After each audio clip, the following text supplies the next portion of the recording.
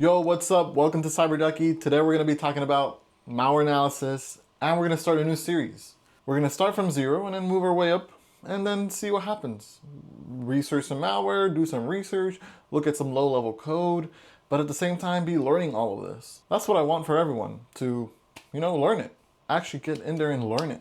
So we're going to be learning this together because I'm not an expert, but we can be together. And we're going to start off with what hackers actually look at. Not tools, not some fancy tricks, but raw memory. The actual memory in your RAM and what is going on there, right? So hackers are actually able to see what is going on in RAM, but in order to read that, we need to read it in something called hex or hexadecimal.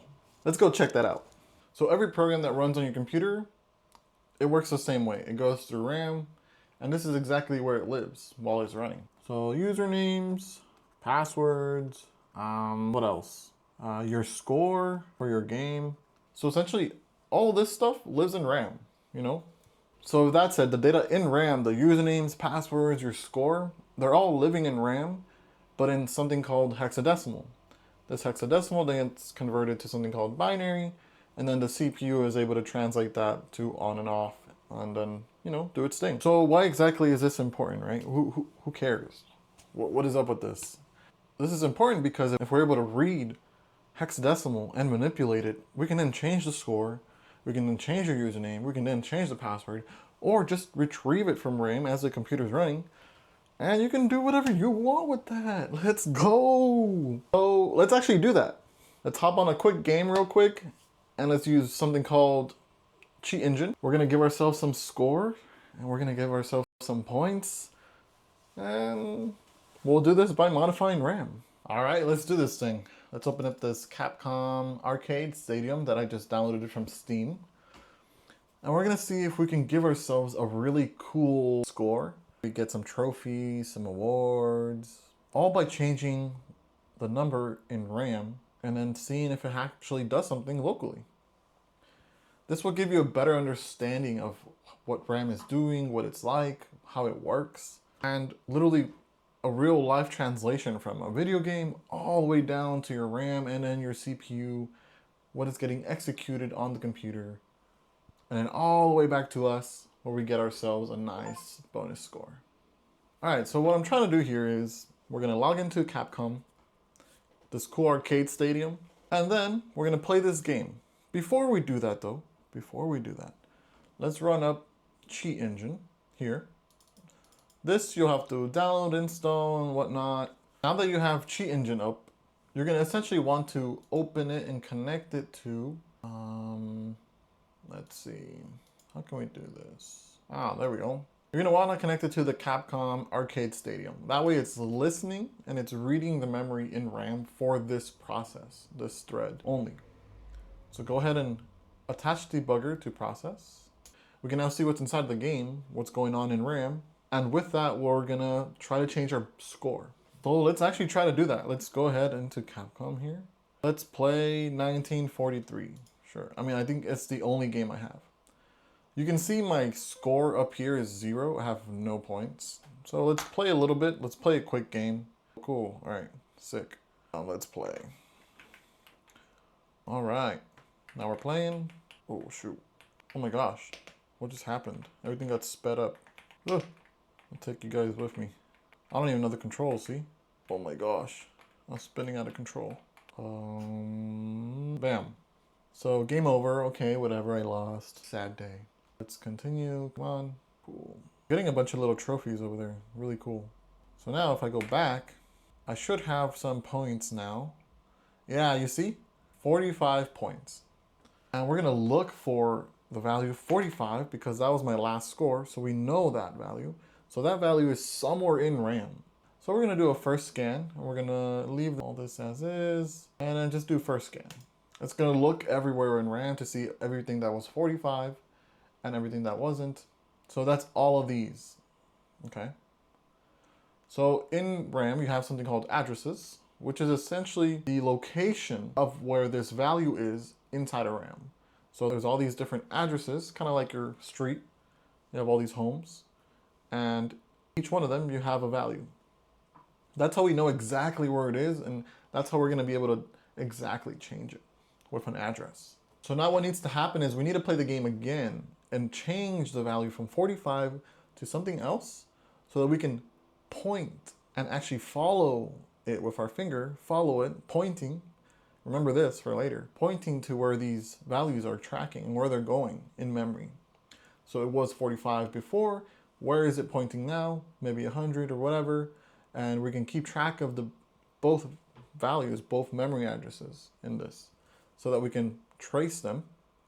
And then once we get up here in the new address with the new value, we can then shorten this list of 45 values down to like 3 or 4. We change the values of those and bam, we'll see something cool. So that does mean we have to play one more time. Let's play. I don't know, I could speed this up. This is really cool. So we're gonna speed this up and we're just gonna absolutely destroy everyone that gets in my way with the space bar. Yeah. We get to fast forward everything. Yeah. Oh, that's a bomb. Do I get points? Let's go. So now our new score is 78. You see that? I hope you can see that here. Yeah, so 78. You can now see that there. And we're gonna look for the new value of 78. So it'll drill down and pinpoint exactly where we want to look. Click next scan. Look at that. We found 2 values in RAM at these addresses here that before they had the value 45, but now I believe actually the same address, now they have the value 78. This is perfect for us. We're going to change the value here. Can I change this? Change it here. Oh, change the value here. We're going to change it to 1 million. Oh, sorry. I guess it doesn't like the commas. So just do 3, 1, 2, 3. Perfect. And then same thing for this one. Well, I'm going to do it for both just because I don't know which one is which and I don't want to come back. So that one changed. Oh, I think we actually have to change it up here then. Why is it not keeping the number? You see, it changed it back to some other value. Interesting. Let's try it one more time. Or let's try a smaller number. All right. Now let's go back to Capcom and see if our values were changed. Yo, you saw that? We got our points and we got some class up. We got leveled up on the ranks. We just changed the value in RAM on our computer locally by being able to read the hexadecimal looking address. And then we're able to look at the value, trace the values in RAM, and then change the score to what we wanted. Now this is a simplified version, but essentially this is what it looks like. So in this video, I wanted to introduce the idea of what hexadecimal is. So essentially that's what it is. It's a conversion number. We move from decimal 100, the number 100 that we know today, to some other version of that in hexadecimal. It's just a different numbering system. And you saw that on Cheat Engine, we have the address. That address itself is in a hexadecimal format. And I'll actually go ahead and show you exactly what these numbers look like in hexadecimal right next to these. So here, I changed this little checkbox here to hex to just simply convert the number that we had there before, 78, to the hexadecimal version of it.